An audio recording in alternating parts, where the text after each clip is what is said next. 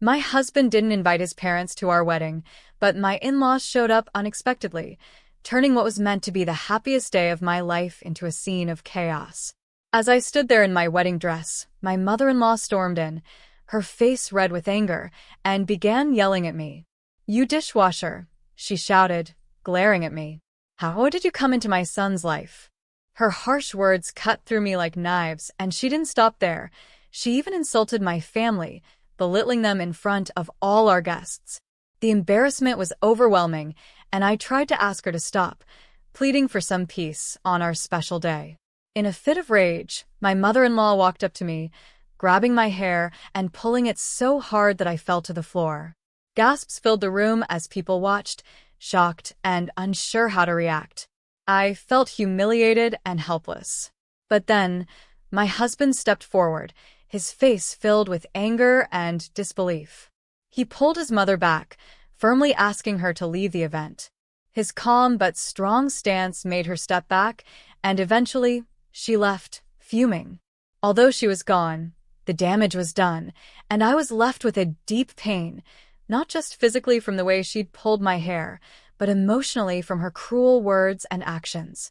I decided I wouldn't let this go. With the help of a close friend, I started planning my own way to handle what had happened. The very next day, I gave my in-laws a surprising response that left them speechless. "My name is Rachel Wise, and this is the story of my life. A story filled with love, betrayal, and a determination for justice. I'm 33 years old and currently a law student, but not so long ago, I was working as a dishwasher in a small restaurant in Lansing, Michigan. I never thought I'd find love in such an ordinary place, but sometimes life surprises us in the most unexpected ways." This story starts on a rainy afternoon when Adam Yeager walked into the diner for the first time. I was busy in the kitchen, scrubbing pots and trying to ignore the clatter of dishes and the loud sizzle of the grill. Then, needing to refill a coffee pot, I stepped out front, and that's when I saw him, Adam. He was tall, with dark hair and an easy, warm smile that seemed to brighten up even the cloudiest day. I felt an unexpected warmth wash over me and a strange flutter in my stomach. "Can I get you anything?" I asked, trying to sound professional, though I could feel my voice shaking a little. "Just coffee for now," he replied, his gaze fixed on mine.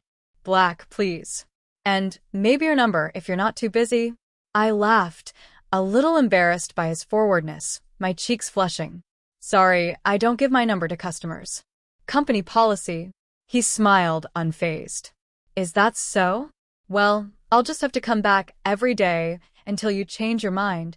True to his word, he showed up every single day for the next 3 weeks.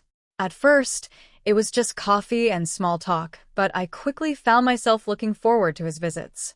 He was charming and genuinely interested in my life, and there was something about him that made me feel seen, like he was looking beyond the surface. For the first time, I felt like someone truly appreciated me for who I was, not just where I worked or what I did. Finally, after 3 weeks of his persistent charm, I agreed to go out with him. "Fine," I said, trying to sound casual. "One date. But don't get your hopes up, Mr. Yeager." That one date turned into 5 blissful months. We spent so many evenings laughing over cheap takeout, going for long walks by the waterfront, and sharing our dreams for the future. Adam was different from anyone I had ever known. He didn't care that I worked as a dishwasher, and he valued me for who I was, not for my circumstances. As our relationship grew deeper, we began making plans together. He saw a future with me, just as I did with him. Little did I know that this journey would bring not only joy, but also hardship. My love story, one that began in a small diner, would soon test my strength in ways I never imagined. Through love, betrayal, and courage, I'd find myself fighting for respect, justice, and a place in a family that had tried to tear me down. As my relationship with Adam grew deeper, a lingering worry began to creep into my mind. Adam came from a world so different from mine, one where wealth, status, and connections defined people. I worked as a dishwasher, and although I was proud of my honest work and my dreams of becoming a lawyer, I feared that his family wouldn't see me the same way. One evening, As we sat on the couch watching the rain trickle down the windows, I voiced my concern. "What if they don't like me?" I asked, feeling a knot form in my stomach. Adam wrapped his arm around me, pulling me close. "They'll love you, Rachel. They just need to get to know you," he said reassuringly. But I could see a flicker of worry in his eyes, a hint that he, too, wasn't sure how things would go. Just after we celebrated our 5-month anniversary, Adam took me to our favorite spot by the waterfront. It was a beautiful evening, with the moonlight casting a gentle glow on the water, and the world felt calm. As we stood together, he suddenly turned to me, his eyes filled with a tenderness I'd never seen before. "Rachel," he said, his voice steady yet brimming with emotion, "will you marry me?" I was speechless, tears filling my eyes as I nodded, hardly able to believe it. "Yes, yes, 1,000 times yes," I managed, overwhelmed with joy. As we began planning our wedding, I felt a mixture of excitement and nervousness. Adam's parents, Larry and Catherine Yeager, were successful business owners and had always lived a life of privilege. I had never met them, and as the day of introduction approached, I worried more and more about what they would think of me. I knew they owned a thriving import-export business, but I had no idea just how strict and judgmental they could be. The day finally arrived, and Adam arranged for us to meet them at a lavish restaurant.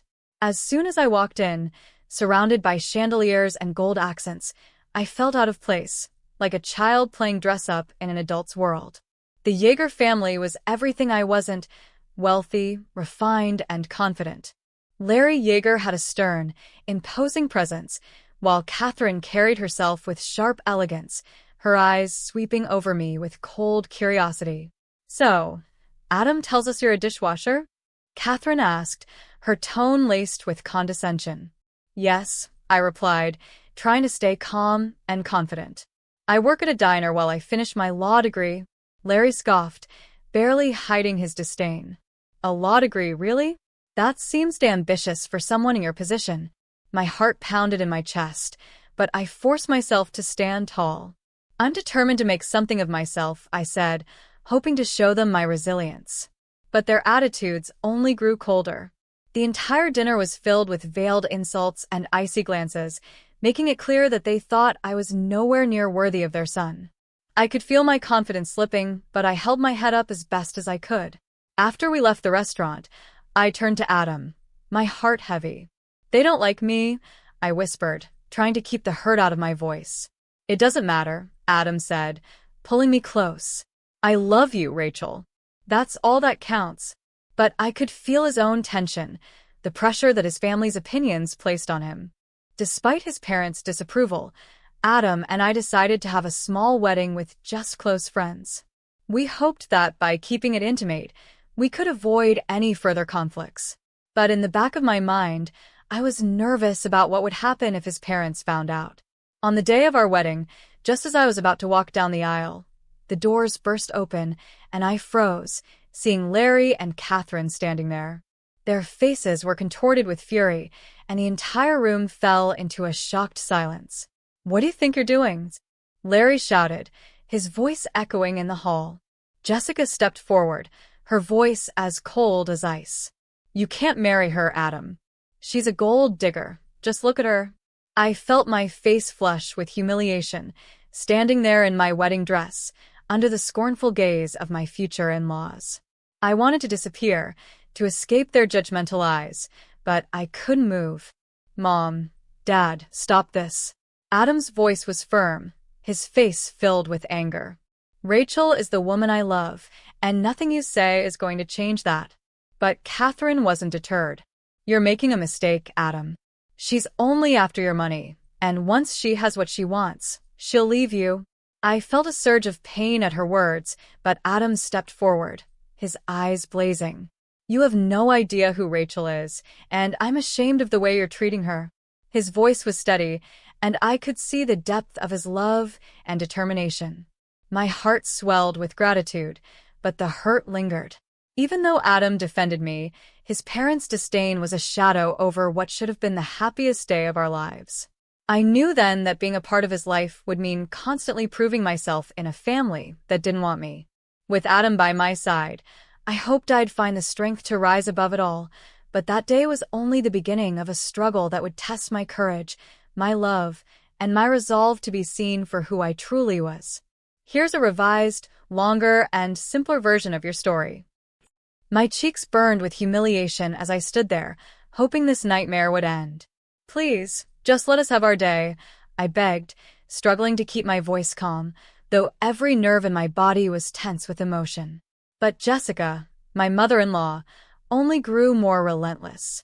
You really think this poor girl can make you happy? She sneered at Adam, her voice sharp and unforgiving. She'll only drag you down. I felt my heart pound faster, and a prickling heat rose in my eyes as tears threatened to fall. I opened my mouth, desperate to defend myself, but before I could say a word, Jessica lunged at me.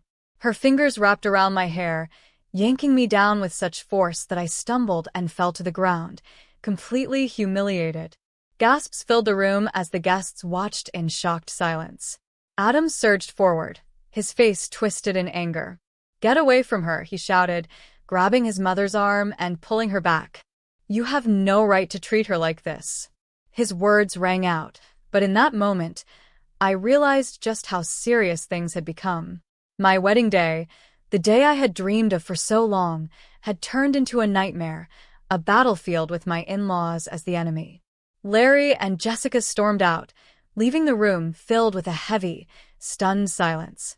I was left standing there, a mix of anger and devastation washing over me. They had ruined what should have been the happiest day of my life, but I felt a resolve harden in my heart. I refused to let them have the last word, and I was determined that this humiliation wouldn't define me. It was time to take a stand, to show them that I was more than just a dishwasher from a modest background. I was ready to reclaim my dignity, no matter the cost.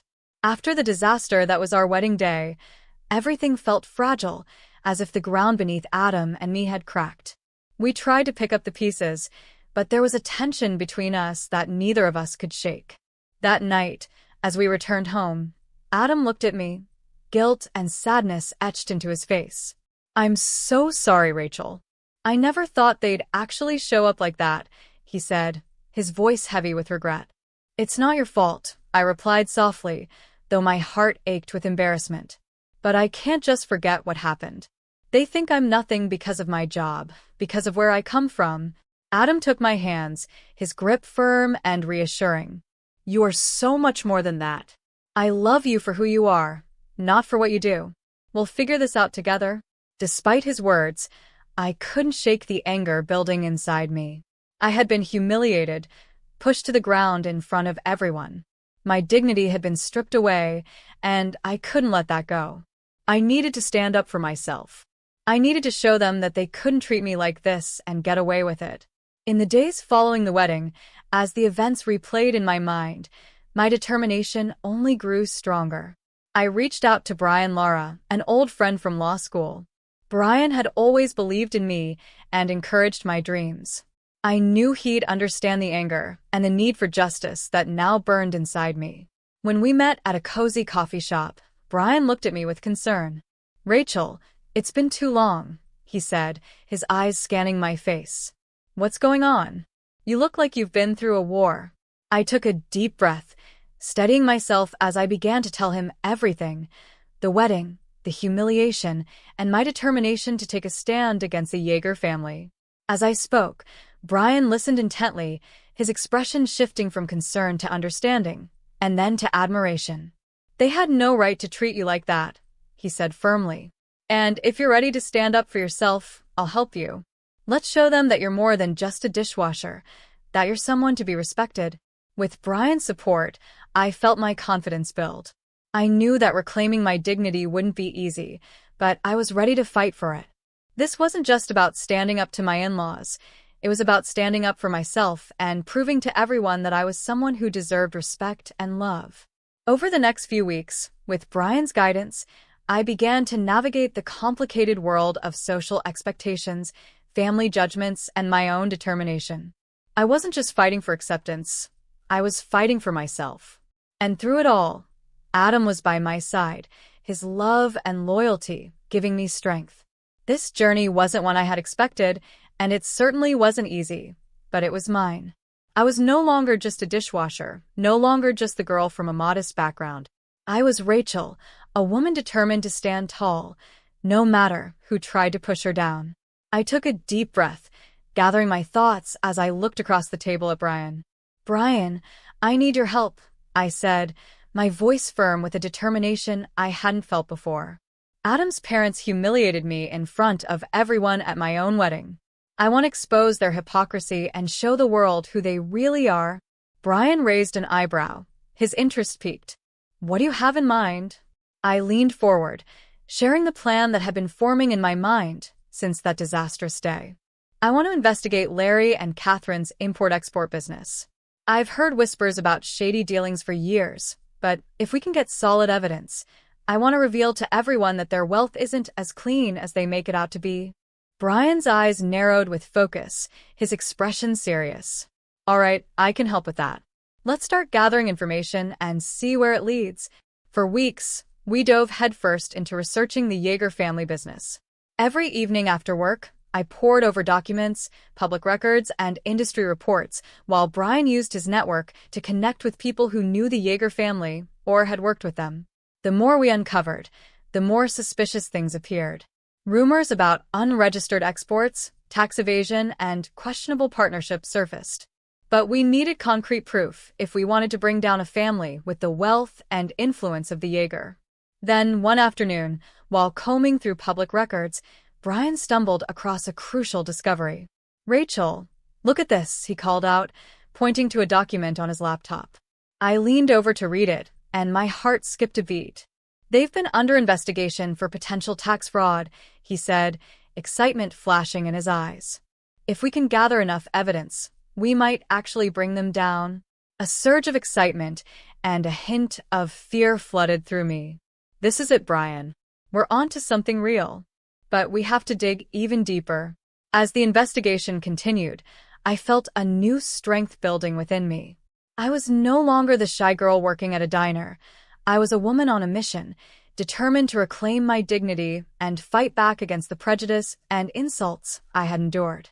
Each piece of evidence we uncovered felt like a victory, each step forward a reclaiming of my power.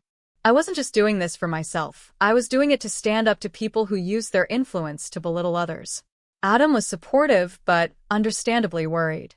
One evening, as I updated him on our progress, he looked at me with a mix of admiration and concern. "Rachel, I love that you're standing up for yourself, but are you sure you want to keep going? This could get risky." I took his hand, squeezing it gently. "I have to do this, Adam. I can't let them get away with treating me like I'm worthless. This isn't just about me. It's about everyone they've looked down on." He nodded, though I could see the worry in his eyes. "Just promise me you'll be careful. I don't want to lose you in this fight." Weeks turned into months as Brian and I meticulously pieced together our case against the Yeager family. I spent late nights analyzing financial records, piecing together suspicious transactions, and even interviewing former employees who had left under strange circumstances. With each new discovery, my resolve only grew stronger.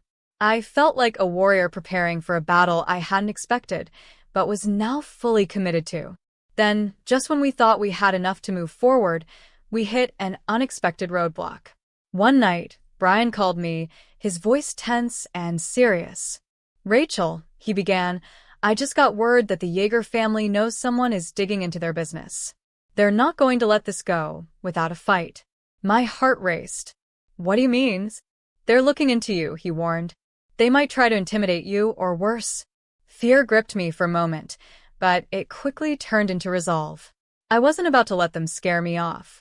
"Let them try," I said, my voice steady. "I won't back down." In the days that followed, I took extra precautions. I was aware of my surroundings, and I made sure that all our files and evidence were stored securely. But the Yeager family didn't waste time. A few days later, I received a call from an unknown number. When I answered, a cold voice on the other end said, "This is a warning. Stop digging, or there will be consequences." My hands shook, but I refused to let the fear show in my voice. "I'm not afraid of you. You can't silence the truth." As the line went dead, I knew I was in deep, but I was more determined than ever. The intimidation attempts only confirmed what I'd already suspected. The Jaeger family had secrets they'd do anything to protect. But I was willing to face them head-on. With Brian by my side and Adam supporting me, I continued my fight for justice. Slowly, we began building connections with journalists who were interested in uncovering corruption, and I filed reports with the authorities. I knew it wouldn't be easy and that there were risks involved, but I also knew I wasn't alone. I had people who believed in me, and I was finally standing up for the dignity and respect I deserved. This journey had been a difficult one, filled with moments of fear, but also with resilience. I was no longer just the dishwasher they had dismissed. I was a woman fighting for herself and for others who had been pushed down. As we moved forward, one thing became clear. I wouldn't let anyone, no matter how powerful, define my worth or silence my voice. This was my story now, one of courage, justice, and a relentless fight for truth. And I was ready to see it through, no matter the cost.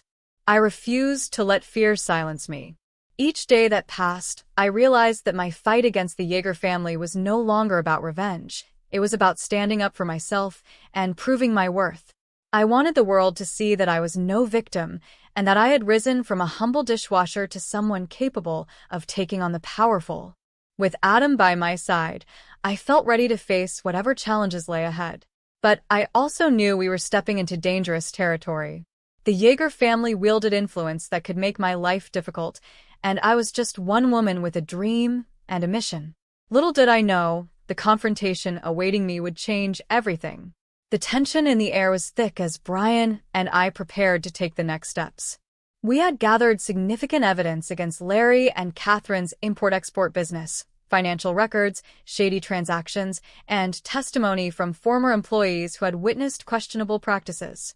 But we needed to be cautious. The stakes were high, and one wrong move could mean disaster. "Rachel, are you sure you're ready for this?" Brian asked one evening as we sat in my small apartment. Documents lay sprawled across the table like pieces of a battlefield map. "I have to be," I replied, my voice steady with determination. "I won't let them keep hurting people with their illegal dealings. It's time to expose them for who they really are." Brian nodded, though I saw a hint of worry in his eyes. "All right. Let's make sure everything is in place.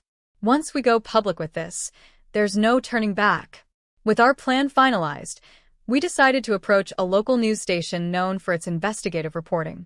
We met with Julie Nimoy, a seasoned journalist famous for her commitment to exposing the truth. Sitting in a small conference room, I felt a mix of excitement and nervous energy. "Tell me everything," Julie said, pen poised above her notepad, her expression serious. I took a deep breath and began to recount the story, from the humiliation I endured at my wedding to the Jaeger family's disdain for my background, and finally to the details we had uncovered about their illegal business operations. I laid out every detail, showing her the evidence we had gathered, financial statements, interviews, and the hours of research Brian had painstakingly compiled. As Julie listened, her eyes widened, and I could see her sense of responsibility grow with each piece of evidence. "This is serious," she said, her voice unwavering. "If everything you're saying is true, I can help you expose them. We'll create a detailed report and get this story out to the public." A surge of adrenaline rushed through me. For the first time since the wedding, I felt empowered. With Julie's help, we would reveal the truth, not just for my sake, but for everyone who had suffered under the Jaeger family's unethical practices. The next few weeks were a whirlwind of work with the news station. Julie and her team were thorough, verifying every detail, cross-referencing evidence, and interviewing former employees who were willing to share their experiences. As the story came together, I could feel the Jaeger family's presence looming closer. My phone buzzed constantly with notifications about rumors spreading online, stories aimed at tarnishing my reputation, bringing up my humble background, and labeling me a gold digger to damage my credibility. "Rachel, they're trying to discredit you," Brian said one day, his expression tense as he scrolled through social media posts filled with misleading information about my past. "They're going to do everything they can to undermine you." "I know," I replied, clenching my fists. But I'm not going to let them intimidate me. As the story's release drew near, the Yeager family's tactics intensified. One night, I found a letter slipped under my apartment door, threatening that if I continued, there would be consequences. I felt a jolt of fear, but I quickly brushed it aside. I wouldn't back down now. Their intimidation only fueled my resolve. Finally, the day arrived. Julie's report went live, accompanied by a broadcast segment detailing every piece of evidence we had collected. It was all there: the tax fraud investigation, the unregistered exports, and the countless ways they had exploited their power for personal gain. The report was comprehensive, backed by testimonies and evidence that painted a clear picture of the Yeager family's illegal empire. As the story spread, public outrage grew. People began to see the truth behind the polished facade of Larry and Catherine Yeager, and their once unshakable reputation started to crumble. News outlets picked up the story, and online discussions erupted. The backlash was intense, and the Yeager family couldn't silence it this time. Adam stood by me through it all, his support unwavering. One evening, he took my hands and looked at me, his eyes filled with pride. "Rachel, you did it.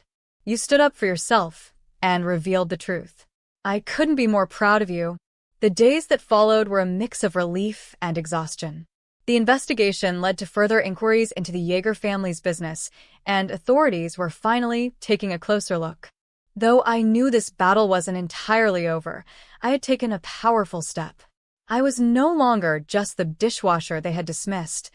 I had shown everyone, including myself, that I was capable of standing up to those who tried to put me down. In the end, this journey wasn't just about exposing the Yeager family. It was about proving to myself that I was stronger than any label, stronger than any attempt to diminish me. I had faced fear, ridicule, and intimidation, and yet I had come out of it with my head held high. This was my story now, a story of courage, resilience, and self-worth. I had fought for my dignity and for justice, and I had won. And from that moment on, I knew there was no challenge too great for me to face. I said firmly, "This fight isn't just about us anymore. It's about showing everyone that they can't get away with this." Finally, the day came when Julie's report was set to air. I sat in my living room, my heart racing as I watched the news. The screen flickered on, and there was Julie, calm and professional. "Tonight, we expose a local family accused of illegal activities in their business dealings," she announced. My heart leaped as she laid out all the details we had uncovered. I felt a mix of pride and fear. This was it. We were revealing the truth about the Yeager family, exposing their secrets for everyone to see. But just as I thought I was ready for anything, the phone rang. It was Adam. "Rachel, you need to come home right now." "It's urgent," he said, his voice tense. "What's wrong?" I asked, feeling panic rise inside me. "Just come home, please," he insisted. I rushed back to our apartment, fear gripping me. When I got there, I found Adam pacing, his face pale and troubled. "What's going on?" I demanded. "It's about my parents," he said, running a hand through his hair. "They've been watching you, Rachel. They're furious about the report." Before I could respond, there was a loud knock on the door. I looked at Adam, and we exchanged worried glances. "Who is it?" I called out, my voice shaking. "It's the police," a voice replied from the other side.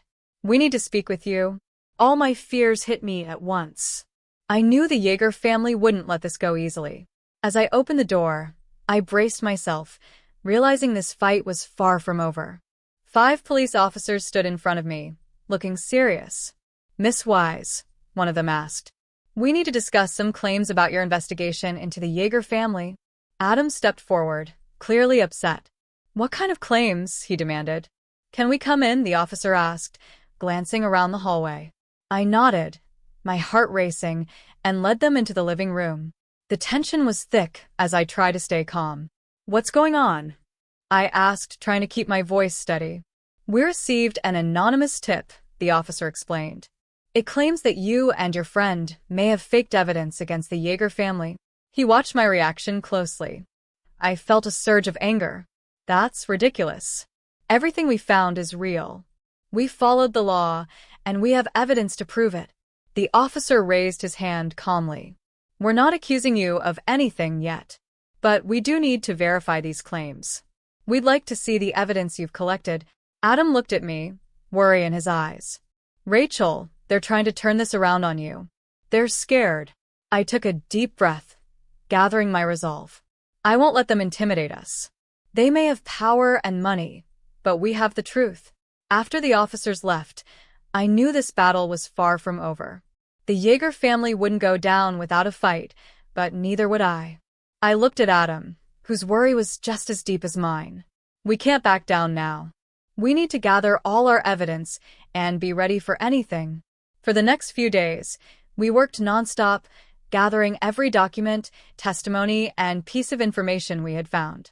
My phone buzzed constantly with notifications, including threats from anonymous accounts trying to scare me. But I refused to let fear control me.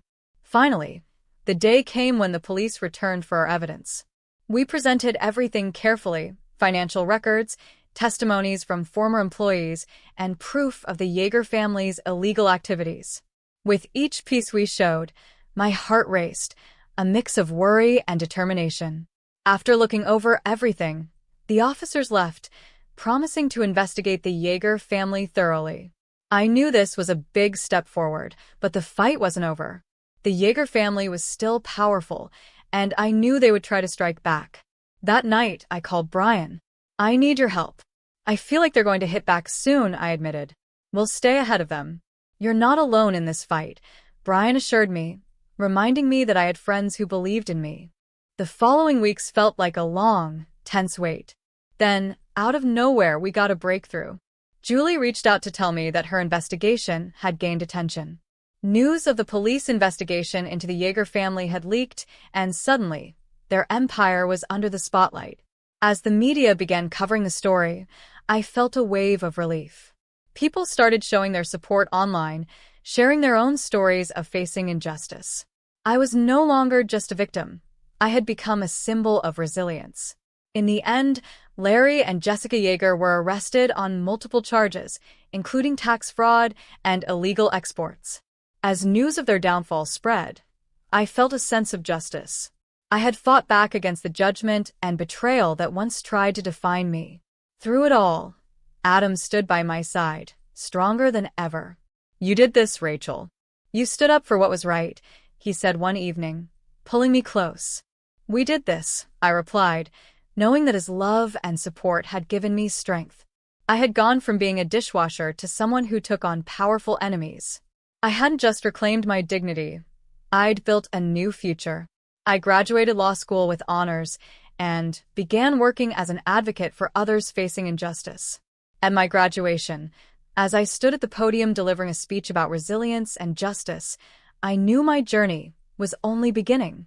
The fight against prejudice wasn't over, but I was ready to face it head-on, proving that a person's worth isn't defined by their background or wealth, but by their integrity, loyalty, and courage to stand up for themselves.